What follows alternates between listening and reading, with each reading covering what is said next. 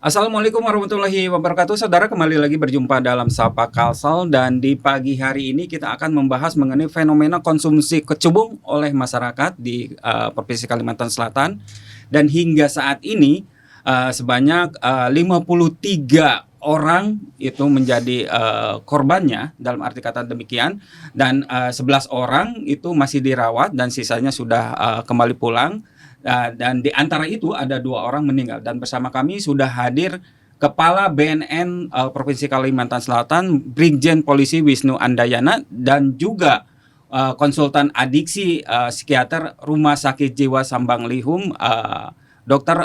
Firdaus Yamani. Assalamualaikum Bapak-bapak. Waalaikumsalam. Sehat-sehat ya? Alhamdulillah. Alhamdulillah sehat. Saya ke Pak Firdaus dulu nih. Perkembangan sejauh ini gimana nih Pak untuk di Sambang Lihum berkaitan dengan pasien itu?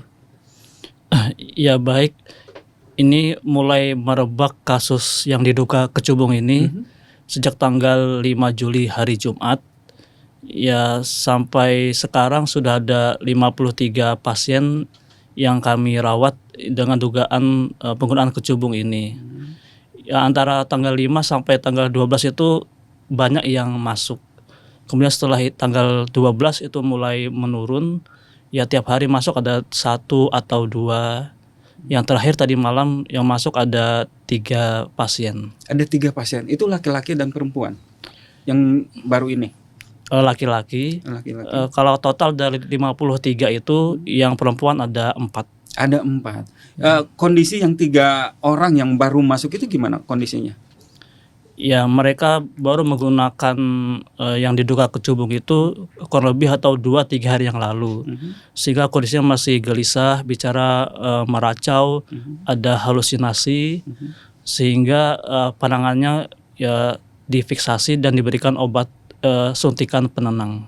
Oke. Jadi pertama kali ketika pasien itu masuk ke sana itu langsung diperiksa begitu, langsung diperiksa secara medisnya seperti apa begitu?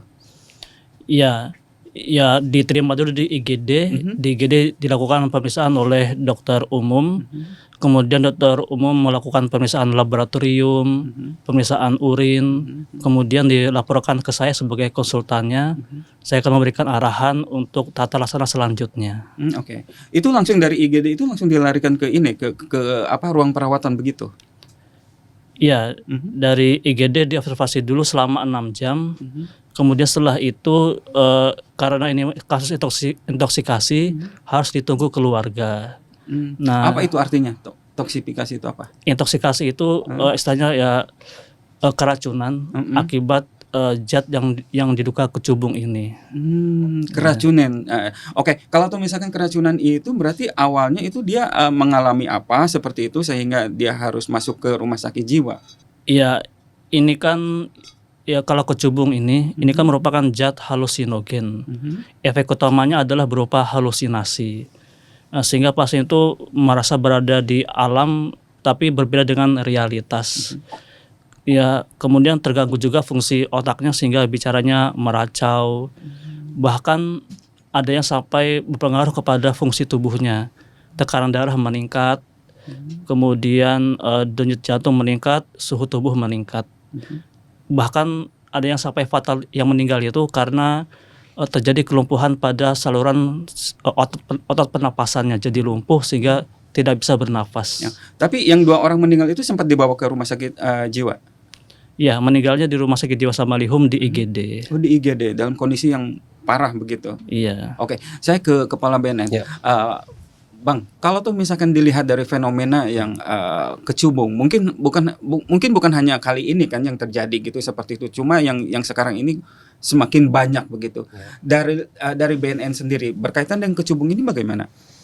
Baik, terima kasih. Sebetulnya gejala atau korban kecubung yang masif seperti ini baru kali ini ya kejadian yang sangat masif. Sebelum-sebelumnya tidak ada juga. Apalagi yang lapor ke BNN juga untuk mendapat rehab rawat jalan juga belum pernah ada. Baru kali ini memang masif. Kami mencurigai kecubung ini dioplos, dicampur dengan zat yang lain. Mungkin bisa saja yang katanya keterangan dari Dirnarkoba Polda ditemukannya pil putih yang tanpa logo dan tanpa nama. Ini masih ditelusuri untuk di laboratorium forensik di Surabaya. Namun tadi kami konfirmasi ke Direktorat Narkoba. Jadi hasil lapor di Surabaya, kandungan dari kecubung ini mengandung 2 atromin apa? Atropin sama skopolamin. Skopolamin. Jadi itu di luar narkotika. Di luar narkotika. Untuk kecubungnya sendiri. Iya. Oke. Di luar narkotika dan memang belum diatur. Yang ngatur ini dari mana? Dari jajaran Kementerian Kesehatan. Kalau di Kementerian Kesehatan mengatur bahwa itu zat termasuk zat golongan narkotika, baru itu bisa dikancing atau bisa dimasukkan di dalam pasal-pasal dalam undang-undang narkotika. Sekarang belum bisa kita untuk mempidanakan untuk undang-undang narkotika. Namun demikian itu bisa dipidana masuk dalam undang-undang kesehatan. Pasal 106 ayat 1 dan pasal 1 ayat 4, barang siapa yang mengedarkan tanpa izin obat-obat terlarang itu bisa dipidana maksimal 15 tahun penjara dan denda 1,5 miliar. Oke. Tapi kan kecubung bukan termasuk obat terlarang. Saat ini belum ada ketentuannya. Belum ada ketentuan. Okay. Bukan tidak. Belum ada ketentuannya. Tadi mengingat kandungannya yang disampaikan oleh dokter tadi memang luar biasa. Luar biasa merusak saraf otak dan segala macam. Mudah-mudahan pemerintah pusat cepat ya merespon gejala yang terjadi di Kalimantan Selatan. Karena kita juga harus hati-hati juga ya untuk mengeluarkan regulasi. Karena mungkin ada manfaat atau tidak, kita belum tahu di situ. Namun demikian dari ikatan para ramu obat tradisional sudah tidak lagi menggunakan kecubung sebagai obat alternatif. Berarti kecubung sebelumnya digunakan? Ya, digunakan. Oke, ada manfaatnya. Ada manfaatnya seperti obat pusing segala macam. Dan ternyata di kecubung juga ada obat untuk menahan muntah supaya tidak muntah. Kecubung itu juga ada. Kemudian juga alat untuk meningkatkan detak jantung juga ada. Ini hasil dari laboratorium forensik Surabaya. Tadi kita koordinasi dengan Direktur Narkoba. Itu buahnya, daunnya atau batangnya? Buah, bunga, daun. Oh, oke. Itu. Berarti semuanya bermanfaat, ada efeknya ketika itu dikonsumsi. Terutama bunga. Terutama bunga. Karena namun demikian kan sisi lain juga banyak masyarakat juga yang memelihara tanaman itu karena sebagai tanaman hias. Kan dia kayak tanaman trompet itu ya. Sehingga sekarang begitu sudah ada efek negatifnya menjadi tanaman trompet setan. Karena sangat berbahaya. Oke, Pak Firdaus, kalau yang diobservasi dari pasien gitu seperti itu, ada kandungan apa di dalam tubuh dari pasien itu sendiri setelah diobservasi? Kita tahan dulu. Kita akan kembali saudara setelah jeda iklan berikut ini.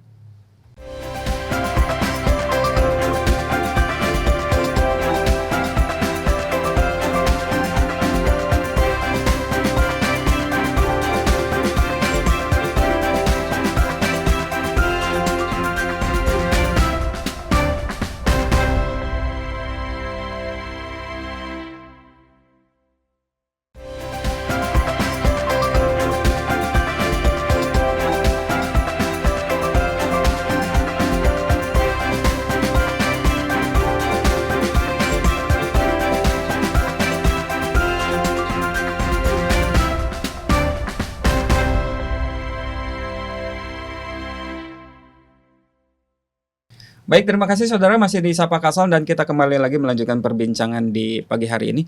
Pak Firdaus, kalau tuh misalkan tadi pasien yang ketika itu dirawat di IGD Rumah Sakit Jiwa itu seperti itu diobservasi kemudian ada zat apa yang ada di dalam tubuh para pasien itu? Ya, baik. Saat dilakukan observasi, dilakukan juga pemeriksaan darah dan juga tes urin. Untuk tes urin yang kami periksa itu adalah apakah urinnya mengandung metamfetamin atau sabu, apakah urinnya mengandung ganja, kemudian heroin atau putau, dan juga obat golongan benzodiazepin seperti obat tidur ya. Namun itu hasilnya rata-rata negatif semua. Ya. Okay. Sehingga bisa disimpulkan mereka tidak mengkonsumsi zat yang tadi seperti sabu, putau, ganja. Nah, untuk yang kecubung ini belum bisa kami deteksi di rumah sakit melalui urin. Ada penanganan khusus nggak untuk para pasien yang sekarang ini? Jadi untuk 3 hari pertama itu karena ada intoksikasi berupa ada halusinasi, kemudian agitasi atau perilaku yang gelisah, sehingga kami memprioritaskan dengan pemberian injeksi, pemberian suntikan agar halusinasi cepat menghilang, kemudian kembali tenang dan juga bisa tidur. Oh, jadi kan dari 53 2 orang meninggal, kemudian yang sekarang masih dirawat itu 11 orang, 11 pasien ya seperti itu. Berarti sisanya itu bisa kembali pulang berarti ya seperti itu. Ada 40 kan yang bisa kembali pulang.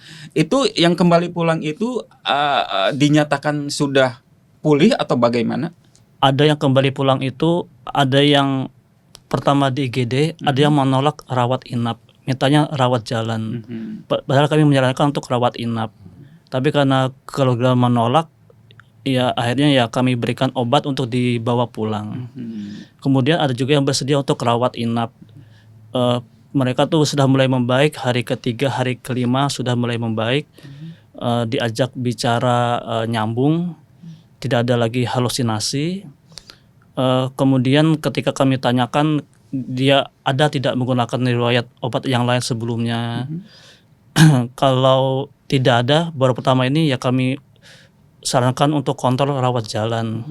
Namun kalau ternyata sebelumnya itu mereka sering menggunakan obat yang lain seperti Zinet, Dextrol dan lain-lain, maka lanjut ke program detoksifikasi dan program rehabilitasi. Tapi rata-rata pasien setelah di interview seperti itu hasilnya seperti apa? Apakah mereka juga pernah mengkonsumsi obat-obat yang tadi atau baru kali ini dia mencoba tentang kecubung ini? Ya, jadi kami ada 5 klasifikasi. Yang pertama adalah pasien yang coba-coba. Yang kedua penggunaan yang rekreasional, penggunaan saat pesta, saat kumpul-kumpul. Yang ketiga penggunaan situasional saat lagi ada masalah depresi, dia menggunakan zat. Yang keempat adalah penggunaan yang berbahaya, di mana sudah ada dampak yang merugikan bagi kesehatan dia, bagi kondisi psikis dan kondisi lingkungan. Dan yang kelima adalah penggunaan tingkat kecanduan atau ketergantungan. Itu dicirikan adanya dorongan yang kuat untuk menggunakan, dan yang ketiga tidak menggunakan, terjadi gejala putus zat. Nah, setelah kami mengklasifikasikan pasien 5 ini, kalau yang coba-coba, kemudian penggunaan yang rekreasional dan situasional, ya bisa dilanjutkan dengan rawat jalan. Tetapi penggunaan yang berbahaya dan sampai apalagi yang ketergantungan, maka lanjut rehabilitasi.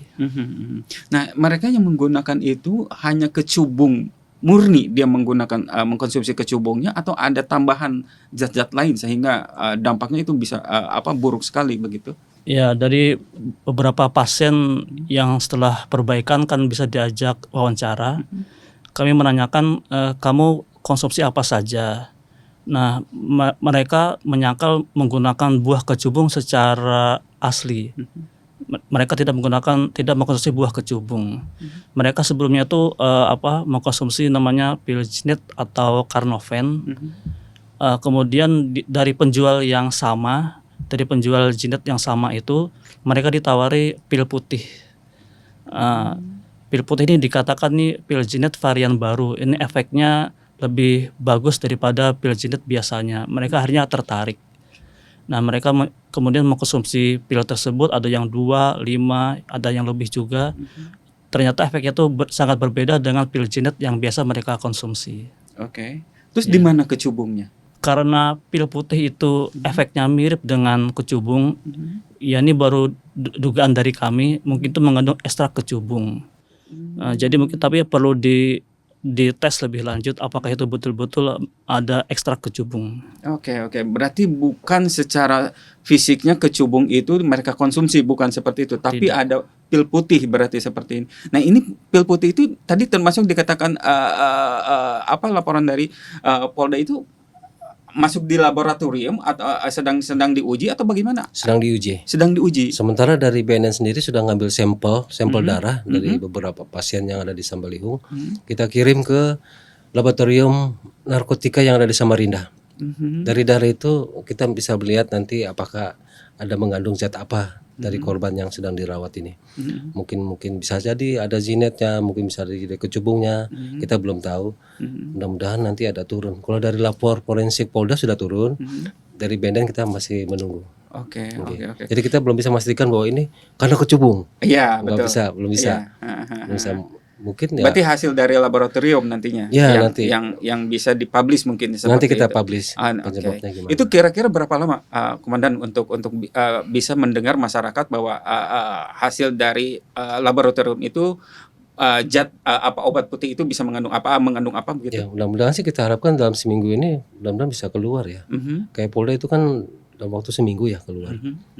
Ini kemarin kita kirim ternyata kurang sampel darahnya, harus berapa mili, sehingga diminta lagi sampel darah di Sambalihung. Akhirnya kita kirim ulang lagi ke sana. Berarti obat putih ini baru di sini. Sepertinya baru. Itu yang tadi dikatakan dokter itu pancingan itu karena mungkin jenis biasa, mungkin enggak Sebagai terlalu katalisnya pengaruh. mungkin ya Nah, seperti itu. Betul. Kemudian yang ini langsung kemungkinan jenis yang baru kemungkinan. Oke. Kalau jenis kan udah masuk ke dalam golongan Golongan 1 narkotika. Betul. Seperti itu. Berarti kalau yang tadi kembali lagi Pak Firdaus, berarti kalau mereka yang sudah dikatakan sembuh bisa kembali untuk pulang ya begitu ya, seperti itu. Berarti yang 11 ini masih mereka masih dirawat di sana. Ya, masih dirawat. Ya, ada yang baru 3 hari itu dirawat di ruang khusus, ditunggu keluarga. Kemudian yang lain tuh masih di ruang detoksifikasi hingga 2 minggu, kemudian lanjut rehabilitasi. Dan ada kemungkinan nggak kalau misalkan 11 orang ini bisa kembali cepat pulang begitu, seperti itu? Ya, sebelum mereka menjalani proses rehabilitasi, ada pemeriksaan Kita tahan psikolog dulu Pak rehabilitasinya. Oh, iya. Kita akan kembali saudara setelah jeda iklan berikut ini.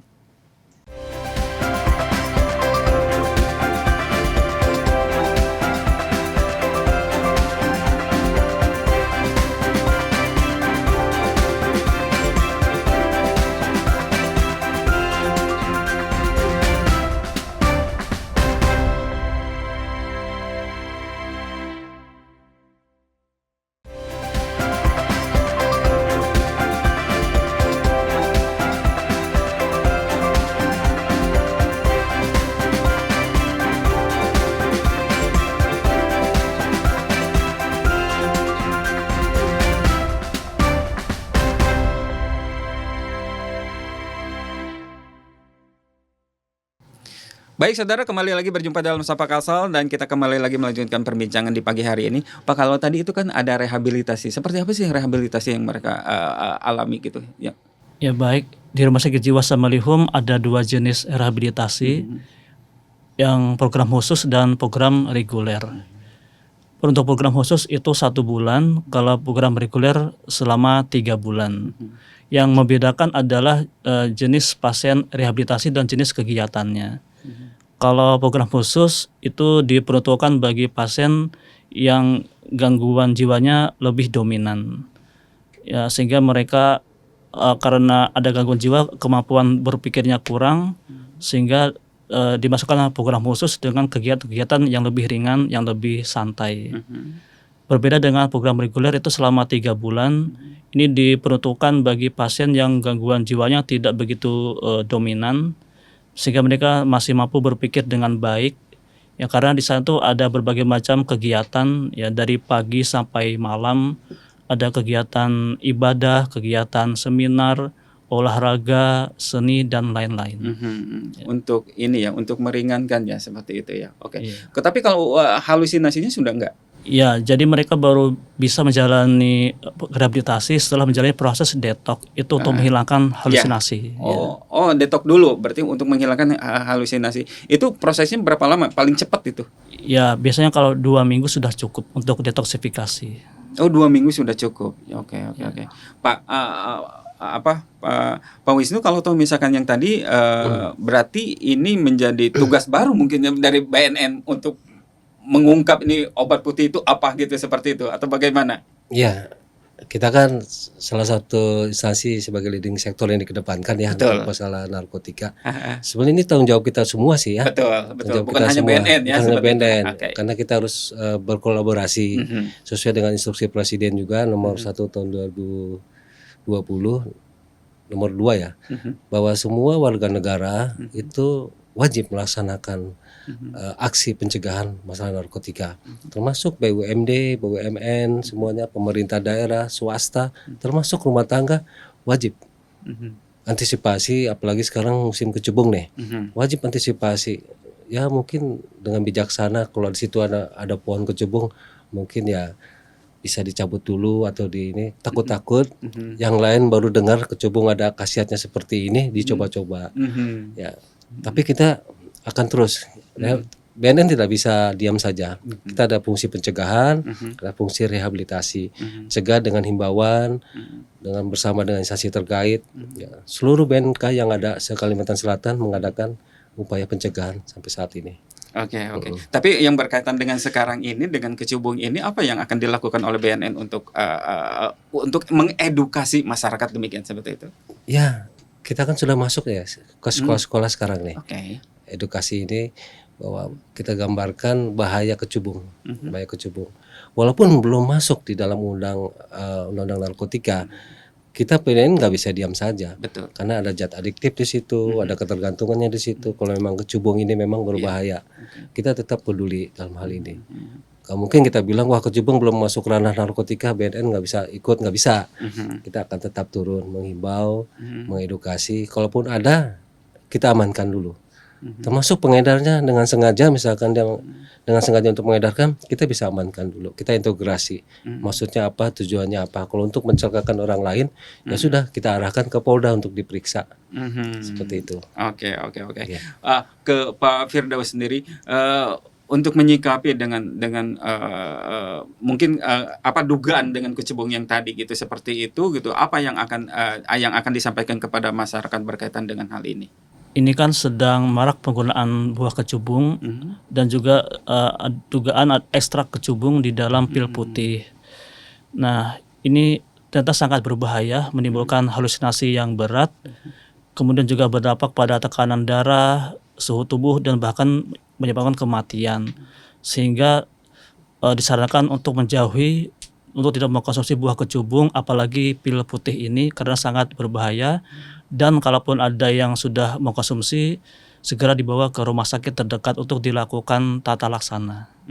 Oke. Tapi kalau tuh misalkan ada yang tadi dikatakan bahwa tumbuhan kecubungnya itu dikonsumsi dari mulai batang, daun, kemudian juga buah dan bunganya, itu kalau misalkan dikonsumsi akan ngefeknya juga seperti itu, halusinasi begitu? Ya, sejauh ini yang saya tahu yang paling banyak kandungan skopolamin, atropin, hiazosamin itu pada buahnya. Nah, ya, jadi meskipun cuma memakan 1/4, itu juga ada efek halusinasinya. Oke, halusinasinya itu, dan itu ngefeknya lama begitu, seperti itu? Ya, 3 hari. 3 hari baru kemudian dia sadar lagi. Iya. Oke. Terus kalau misalkan nih ada masyarakat lagi yang seperti itu, yang mengalami halusinasi karena mengkonsumsi obat putih, itu langsung dibawa ke rumah sakit jiwa begitu? Iya. Tetapi kalau misalkan ada gejala panas, kemudian ada apalagi diikuti dengan susah bernafas, itu dibawa dulu ke rumah sakit umum untuk dilakukan stabilisasi suhu, stabilisasi pernapasan.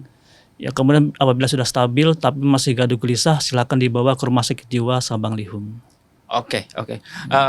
Pak Kepala BNN, Pak Wisnu Andayana, ini ada 30 second mungkin bisa disampaikan hal yang penting untuk disampaikan kepada masyarakat berkaitan dengan kecubung, silakan. Baik, terima kasih kepada seluruh masyarakat Kalimantan Selatan.